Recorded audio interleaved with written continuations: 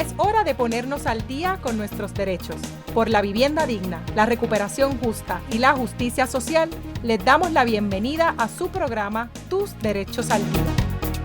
Bueno, gente, de entre tantas cosas que está pasando en el país, yo creo que preparamos un rundown con la idea de hablar hoy de lo que había pasado en Puerto Rico, lo que está pasando después de las primarias, tener un poco un espacio para hablar de qué significan los resultados, si algo, para el trabajo que hacemos en ayudar al Puerto Rico y un poco más amplio para el trabajo que se hace alrededor de temas de derechos humanos, temas de justicia social en la isla. Glory, tú estás aquí con nosotras hoy. Saludos cordiales. Saludos a todos y todas, Glory Meléndez del programa de Apoderamiento Legal. Glory, y antes de pedirle a Vero que se presente, tú preparaste un rundown que yo creo que encapsula de todo lo que queremos hablar hoy. ¿Lo podemos leer un momento? Sí, tiene 7 páginas.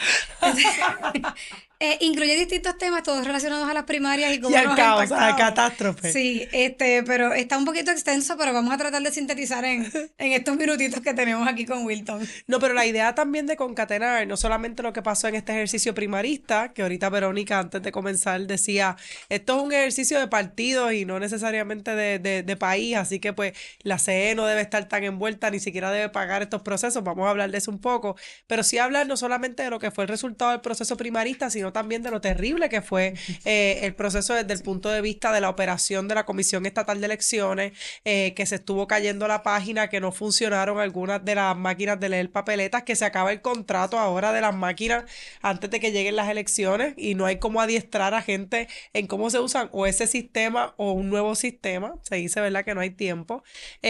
También esto que ha tenido que ver con los apagones, el hecho de que el Partido Popular no tuvo funcionarios suficientes para abrir todos los colegios electorales y el hecho de que gente, ¿verdad?, se hizo famosa por estar hablando en cámara de cómo trató de votar por el Partido Popular y que como no había nadie se saltaron las filas y se fueron a votar por el Partido PNP porque la decisión de esa persona, la convicción de esa persona era simple y sencillamente ejercer el derecho al voto. Y en medio de todo eso nos acercamos entonces a las elecciones y la gente dice por ahí que ya podemos empezar a hablar de propuestas concretas. Verónica, saludos cordiales. Saludos cordiales. Propuestas concretas, pues sería la primera vez, yo creo, pero sí, vamos a hablar de propuestas concretas. ¿Cómo viste el proceso, Verónica? ¿Cómo vimos el proceso? Los procesos primaristas o sea, yo, y creo que lo decía la vez anterior, yo tiendo a prestar menos atención, lo reconozco, y creo que no soy la única. No todo el mundo, ¿verdad?, en esta etapa del proceso se siente tan convocado. A mí me gusta saber ya cuál es la decisión final y yo cojo entre las decisiones y no necesariamente de ese proceso inicial. Pero cierto, o sea, sin descontar, ¿verdad?, la importancia que puede tener para las personas que se sienten identificadas con alguno de los partidos que están corriendo, ¿no? O con alguno de los candidatos, porque siempre es posible que no sea ni sobre el partido, sino sobre... Yo sé de antemano por quién a mí me gustaría votar y estoy haciendo lo posible por asegurarme que esa persona está en la papeleta. Ahora, ¿verdad? ¿Quién puede llegar a nombre de un partido? No es algo que decide el partido, que era lo que decía antes de empezar, que no sabía que le íbamos a traer, pero yo pensaría que eso es un asunto interno. Si tú puedes escoger no hacer primarias... Es una pérdida de tiempo, Verónica. No. El interés que se le da o el costo que se le da. Si es una pérdida de tiempo, no llegaría tan lejos, como decir que es una pérdida de tiempo, pero sí creo que su significancia, su interés es mucho más limitado. Porque lo que representa realmente, o a lo que se presta para que represente a los intereses del partido y no necesariamente quien tendría mayor resonancia con el resto de la población. Y en Puerto Rico, que los partidos están realmente alineados por la cuestión del estatus, no necesariamente por cuáles son sus posiciones. Hablar de partidos de izquierda o de derecha en Puerto Rico creo que es un problema difícil y eso es algo que hace la gente en ex antes Twitter con resultados desastrosos, si me preguntan a mí. Pero puedes tener dentro de un partido gente que es más de izquierda, gente más de derecha, gente más de centro, y que tal vez alguien fuera de ese esquema del partido podría tener, ¿verdad?, mayor resonancia con la población en general, pero las primarias hacen que pues simplemente los que están dentro del partido. Lo que pensaría que está un poco más polarizante la situación, pero no, eso, ¿verdad? Si se deciden escoger como dentro del sistema de partido o participar del proceso democrático dentro del sistema de partido, pues eso, las reglas del juego. Y me parece importante también ver que en temas de las primarias un poco es como un rally hacia adentro, no solamente para escoger el candidato cuando hay múltiples opciones, sino también para ver cómo motivar a ese propio partido, para demostrarle a sus mismos constituyentes lo activados que están, y también una manera de un rally para afuera, en el sentido de dejarle saber a los demás que siguen siendo un poder político. Yo creo que en ese sentido, ambos partidos salieron trasquilados en el proceso de primarias. Por un lado, el PNP no logró mover al número de votantes que se esperaba mover. Yo creo que el resultado, la realidad es que impresionó, sí, yo creo que a la misma vez no, yo creo que era algo que se esperaba, sobre todo fuera del área de San Juan, ¿verdad? Y se habla de que fue un voto de castigo, pero realmente es un voto de quienes se están viendo como constituyentes de un partido que se ve por la amenaza de quedarse sin gas. Los mensajes de Jennifer González alrededor del tema de Dios, tratando de aludir a un público cada vez más conservador, quiénes son los que votaron en esta primaria, cuál es el perfil. Me parece que todo eso es importante para ver lo que pasó en el PNP.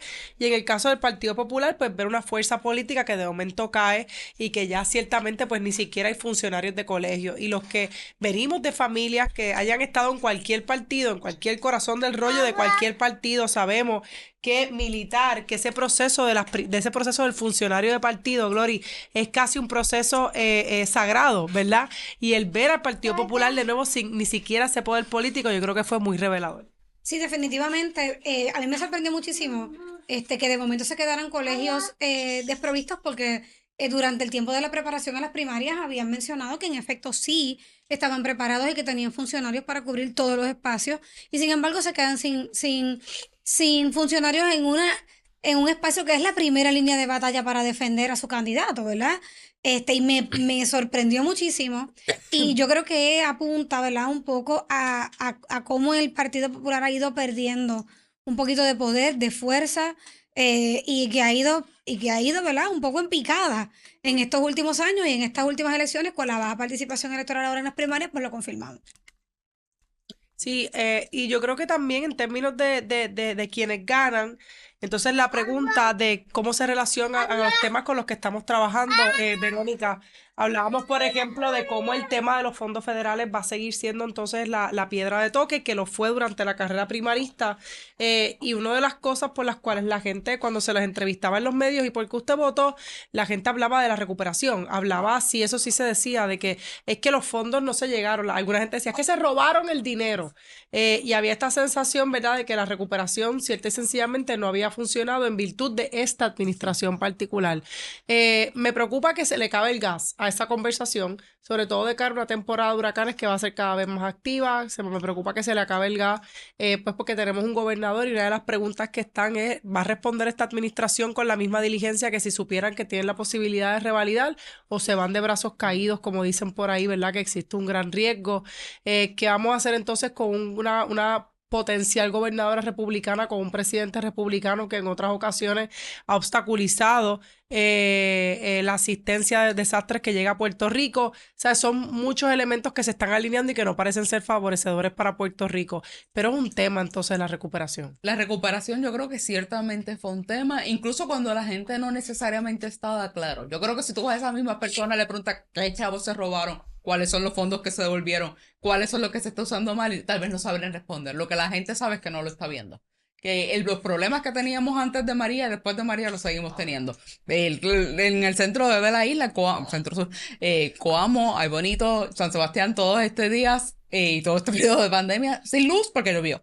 Una semana sin luz porque llovió. Ni siquiera un gran evento, y la gente eso sí lo entiende. Tal vez no entienda los requisitos de los fondos de mitigación de FEMA, pero la gente sabe que la ayuda, por las razones que sean, responsabilidad de quien sea, la gente no está viendo el cambio en las calles. Y yo creo que eso es algo que incluso cuando se acabe el discurso de recuperación, posiblemente todavía esté por ahí.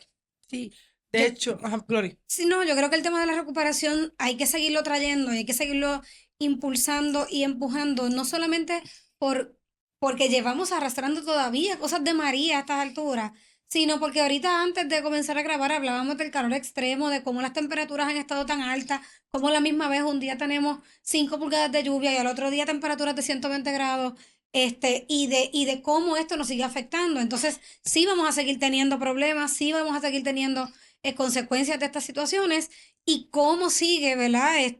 Cómo la gente sigue siendo impactada y poco aliviada. Y se fue la luz. Y se fue la luz. Se fue la luz. En mi Se fue casa la se luz fue el la día de luz a las las 3 de la primarias. mañana. El tuyo se fue el día de las primarias, el domingo. No, hoy, a las 3. Ah, qué bueno. Todavía no bendición. hay. O sea, de momento se va la luz, se le fue mucha gente la luz el día de las primarias. Entre otras personas, nuestra compañera Madeline Ramírez, que es la persona que hace las comunicaciones de ayuda legal, estaba bien contenta porque se tuvo que ir para casa de su familia en San Lorenzo, estaba bien feliz. Y está más feliz porque han pasado los días y sigue sin luz.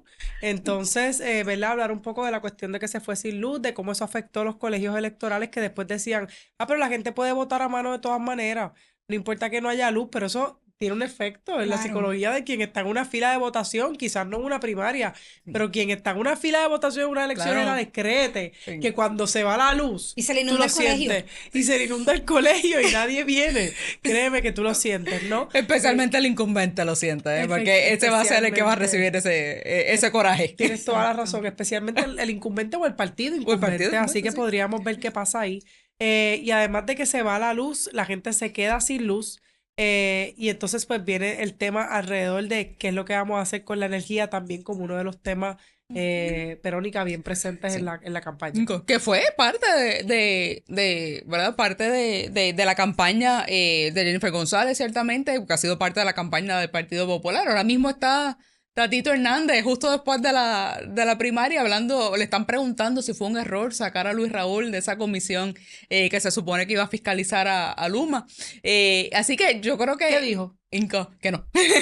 Okay, porque para atrás ni para coger impulso. Es importante lo de Tatito. No sé si te quieres parar ahí o quieres llegar ahí ya mismo. Sí, podemos terminar con energía y vamos donde Tatito. Pero creo que esa discusión es parte de ese mismo problema. La gente escucha miles de millones que están llegando y están llegando miles de millones de dólares. Hay 30,000 millones de dólares para energía y siguen siguiendo la luz. ¿Dónde están? Pues yo creo que y pueden haber un montón de razones burocráticas, podrían haber incluso razones válidas. Pero lo que la gente sabe es que estamos 7 años después de María, lo que sabemos todos, 7 años después de la María, y yo no puedo confiar que cuando yo llegue a mi casa va a verlo. Recientemente yo estaba en un lugar público y dos personas estaban hablando, yo estaba escuchando cómo era una señora y un señor, recuerdo que estaban en conversaciones de estas que la gente hace en los sitios, y estaban hablando de dónde estaban esos millones, porque ellos tenían problemas en su casa, que si venía otro huracán sí se les iba a ir. Pero entonces, esos millones que ellos decían, la señora decía, yo recuerdo que ellos decían por la televisión que iban a hacer mitigación. Y para mí mitigación era que iban a hacer como prevención. Pero no, y está bien. Pero ¿dónde está eso? Porque yo he buscado y a mí no me ayudan. O sea, a mí no me han ayudado y yo tengo que mitigar, tengo que prevenir porque en el próximo sí se me va a ir. Y es una pregunta bien válida que está haciéndose la gente todos los días. Y además de la pregunta también de cómo vamos a sostener lo que tenemos, incluso ya la gente que les prometieron las placas o que estaban en proceso de las placas, de hecho no sé si ustedes se han dado cuenta, yo no sé si ustedes ven televisión local, pero yo veo algunos programas de estos de televisión local, yo siento que los anuncios de placas han hasta disminuido y tiene que ver con que los incentivos ya se repartieron en muchos grados, pues ya mucha gente, imagino que ya ese negocio no se está moviendo, menos chavos quizás en la calle, es verano. Pero es la temporada de huracanes. Tampoco estoy viendo muchos anuncios de tormentera. No estoy viendo muchos anuncios como que de preparación para la temporada de desastre. Así que va a ser interesante cómo la gente se va a ver con este dinero que entonces era para las placas solares, este dinero que tiene que ver con resiliencia, que tiene que ver con mitigación. Y de momento no hay un interés ni siquiera de parte de los comercios de mover la urgencia que es que la gente se pueda preparar. Vienen las elecciones generales, nos estamos enfrentando yo creo que también a la salida o el cambio de actores que han sido influyentes. Traigo el caso de Tatito Hernández porque aunque aquí la idea no es ir a favor o en contra de ninguno de los candidatos, Tatito Hernández, ¿verdad?, ha representado por mucho tiempo intereses de Ley 22, lo vimos en los procesos de cabildeo, intereses, ¿verdad?, que tienen que ver con desarrolladores, que tienen que ver con esa idea del turismo como movimiento, sobre todo para el área de Dorado.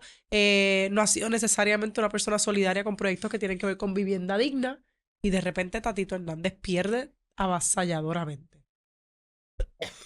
Eso puede ser una buena noticia. La pregunta es si eso fue, ¿verdad? Eso puede ser una buena noticia desde la perspectiva de proyectos que tienen que ver con vivienda. La pregunta es si eso es lo que pasó ahí. Eso, yo no creo que... Qué pena que Gina Mari no esté con nosotros en esta etapa.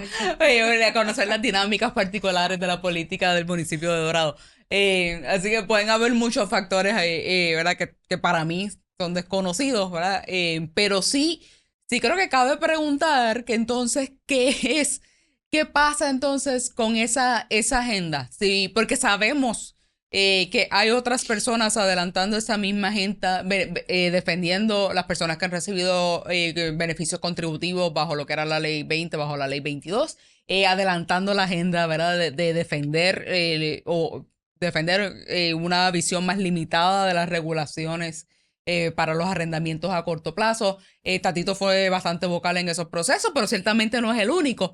No dudo, ¿verdad? Que hayan otros candidatos y otros políticos eventualmente electos que van a estar más que dispuestos a continuar esa agenda. Yo no sé si eso fue lo que influyó, pero ciertamente es un público mucho más limitado si lo que tú punto de venta o tu punto, ¿verdad?, de abogacía es decir, yo estoy defendiendo los intereses de alguien, pues las personas que se benefician de esos incentivos contributivos, las personas que tienen Airbnb, es un mercado mucho más pequeño de que la gente que se ve afectada o que se siente indignada precisamente por ese tipo de actividad. ¿Inmensa minoría?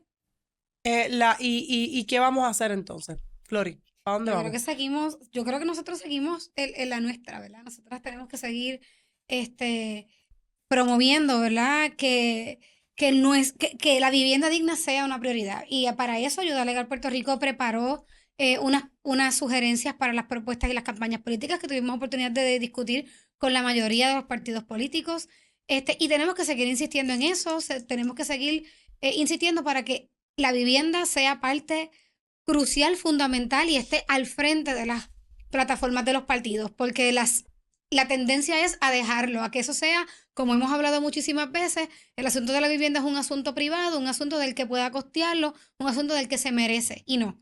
Es un asunto fundamental, la gente tiene que tener un techo sobre su cabeza. La semana pasada cuando nos hablábamos aquí, hablábamos de la posibilidad de que el Tribunal Supremo emitiera la decisión en el caso de Victoria Ciudadana. Eso todavía no ha pasado, por lo menos hasta ahora no ha pasado. A mí me parece también que es algo que ha pasado como un segundo plano, como que nadie está muy pendiente ya de lo que está pasando con ese caso. Se dio quizás por resuelto de alguna manera u otra. Obviamente vino el sonido de las primarias y las campañas que he visto, no sé si ustedes también coinciden, son campañas para inscribirse por el PIB. Para inscribirse, sea como funcionario de colegio o inscribirse, ¿verdad? Como parte, como un poco ese llamado. Así que sería interesante ver qué es lo que está pasando con el movimiento Victoria Ciudadana de cara a lo que van a hacer los próximos meses, porque sin duda ahora lo próximo que hay es campaña. Y ahora es campaña corrida hasta lo que es el mes de noviembre, interrumpida por lo que sea que venga de tormentas, huracanes, si algo. Y yo creo que en ese sentido, ¿verdad? Posicionar los temas de vivienda, como tú dices, va a ser una prioridad. Nosotros nos reunimos con el grupo de Jesús Manuel y en aquel momento ya había apertura. Sé que en el caso de Jennifer González también hay apertura a hablar del tema de la asistencia. Obviamente en el caso de Juan Dalmau también hay apertura a tocar estos temas. Confío, ¿verdad?, que tanto en el Proyecto de Dignidad como en el caso de Movimiento Victoria Ciudadana, pues igual. Pero hay que enfilar los cañones, ¿verdad?, hacia qué es lo que queremos hacer, cuáles van a ser los temas prioritarios. Temas que tienen que ver con alquileres razonables, temas que tienen que ver con los alquileres a corto plazo y temas que tienen que ver en general con regulación para que la vivienda sea asequible y no por autorregulación. Claro que queremos registro, pero la cosa está bien mala, ¿verdad? Y aquí hablábamos de caseros ahorita. Y hablar de registro yo creo que no es suficiente y se queda corto el ejercicio de cara a lo que van a ser los próximos años en Puerto Rico, que se auguran como años muy difíciles, particularmente, ¿verdad?, para quienes defendemos temas de derechos y temas de justicia social. González, ¿ibas a decir algo? Bueno, pensaba, sí, que una de las cosas que pues yo quisiera o me gustaría ver de los candidatos es perderle el miedo a hablar de la regulación del mercado. Eso no es extraño, no es ni de izquierda ni de derecha, ni de ninguna de las cosas cuando se utilizan de epítetos pues, en estas conversaciones, porque todo se reduce al insulto en momentos de la campaña.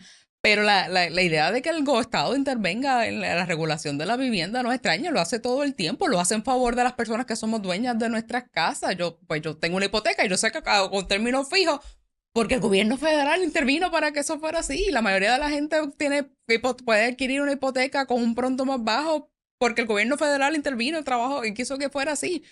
no es extraño, la mayoría de nosotros nos beneficiamos de esas intervenciones.